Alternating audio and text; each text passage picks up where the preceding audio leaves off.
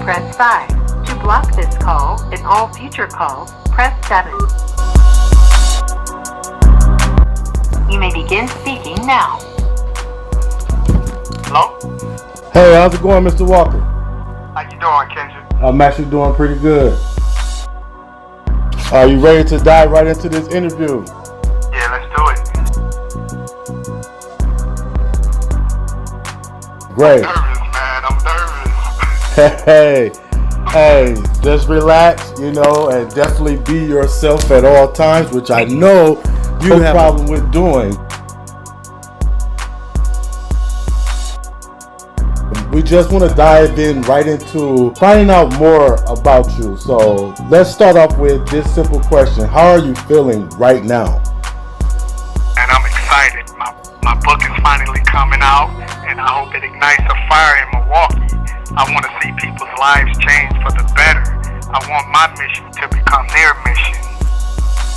Wow, that's a very powerful answer, Mr. Walker, and I hope everything that you are expecting come to fruition.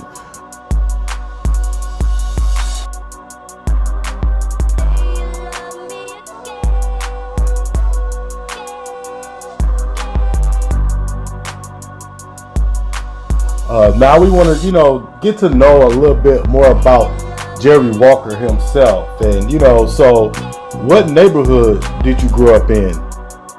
I grew up in the 53206 zip code, one of the worst zip codes in the country. It's tough hearing about the violence going on there. I remember hanging out at Kitty Park, right off 27th and Medford. It was in a rough condition in my youth.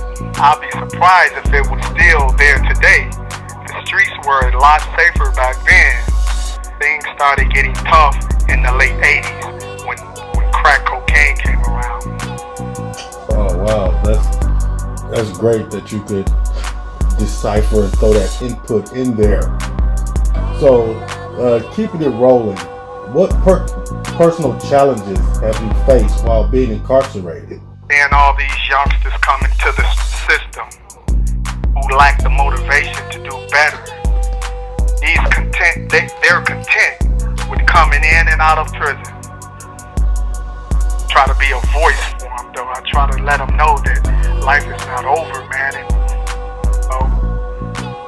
can live their life to be in and out of prison. Well, you sound very heartfelt about that. So I see the youth has been a very touchy situation for you. Yeah, very touchy, man. It's hurt to see the system, to see these young kids in this system. And I blame myself a lot because I was one of the ones out there telling that smut, that nastiness to their parents. And now their parents suffering, because they have kids that are in prison. Man, Mr. Walker, that's actually great because I hear a lot of remorse, in your statement about that, So I would definitely like to, congratulate you on, coming into terms with yourself with that. What has being away for 28 years taught you? Oh man, I'm still locked up. 28 years have taught me that no matter the good I do, no matter what I accomplish, they want me to die in here. Wow. Thanks for sharing that, because that's something that a lot of us did not know, when it comes to your, your situation. No one knew. A lot of us didn't know the depths of, the sentence for you. Yeah. Wow. How have you bettered yourself over those years? Got educated. I rediscovered the family values I was raised on. That's what, made me better. That's how, I became a better individual because of that. I guess that's a lot of, a lot of reflection, with yourself over the years, going back and forth with yourself from childhood to adulthood and, actually understanding, the things that you implemented, you know, in your life. I mean, I thank you for sharing these, you know, deep, intimate, you know, moments that you have with yourself with us. It's just something that we would like to know as we dig deep into this, you know, mission that you have created. How did you come up with, you know, Dear Milwaukee? I see it's all over Facebook. You know, a lot of people have been talking about it, following it, you know, and a lot of us just want to know that you come up with that. Trial, the media and the justice system labeled me a monster. That hurt. I carried that pain for years. But one day I decided I had to tell my story. People could see the real me. And here, Dear Milwaukee was born. What does Dear Milwaukee mean to you at this point? Big old heart, man. It's the love that I have for my city and the respect I have for it. So much respect that I know I went wrong somewhere down the line, and love my city so much that when I came here, I was going to get it right and I was going to go back home. But before I make it home, I wasn't just going to wait till I get home. I was going to start here, get my life together so I can be a blessing to others. In return, they would be a blessing to me just by listening. I'm glad that you said that, you know, because a lot of us who have, you know, came home and redirected our life, and one of the key things that made that happen is something that you just shared, was now, changing it in there, changing it at that moment. So you doing the work personally, so when you do return, it's just an easy path to stay focused. Wow, I'm loving this. I'm loving, you know, how you giving Milwaukee, you know, your heart and your coming from the book, speaking from the soul. We're loving that you're giving this to us strictly from the soul. So continuing on, what are your goals for this project?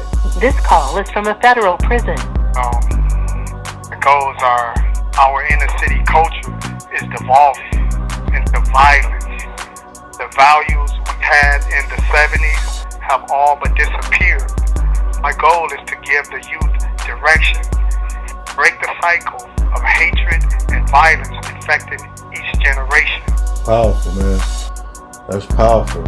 A mission that you're taking upon, you know, yourself, and, you know, adding on to all the others before that's still fighting for that same goal. That is great that you are uniting with these individuals from where you are.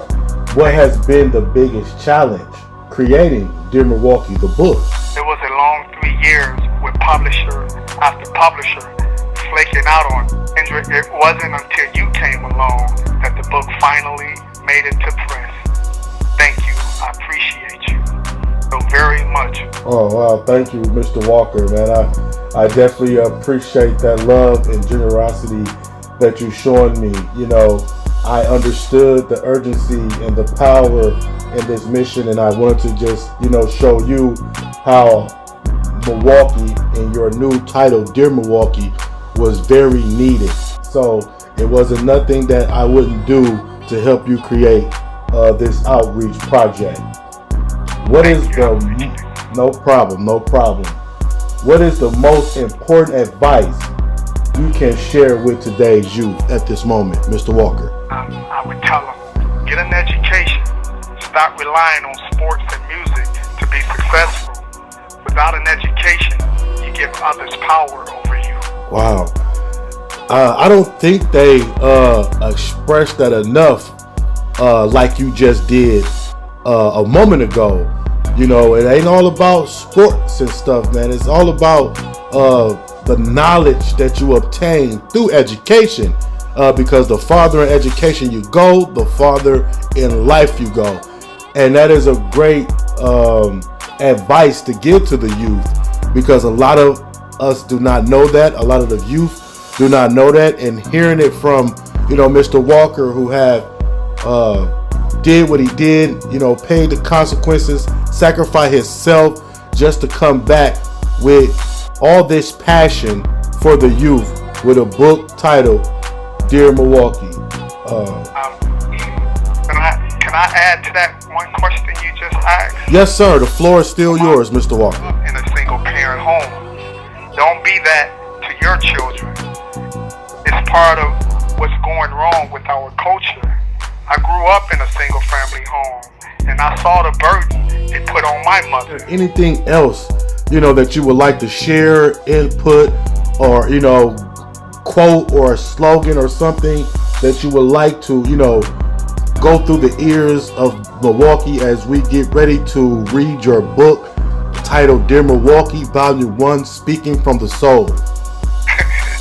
Yeah, I just like to tell Milwaukee and whoever else is listening beyond Milwaukee that I'm surprised I made it through this interview. I'm surprised I haven't fainted by now. I'm nervous as heck. You got it. You're doing a great job. I love y'all, Milwaukee, man. Thanks for pushing for me. Wow. You hear that, Milwaukee? Milwaukee from Jerry Walkie. He love you. He love y'all. And he just wants y'all to continue to grow within yourself. It's a lot of obstacles out there dealing with us in our community. And it's time to come together. Thank you. Welcome. Thank you.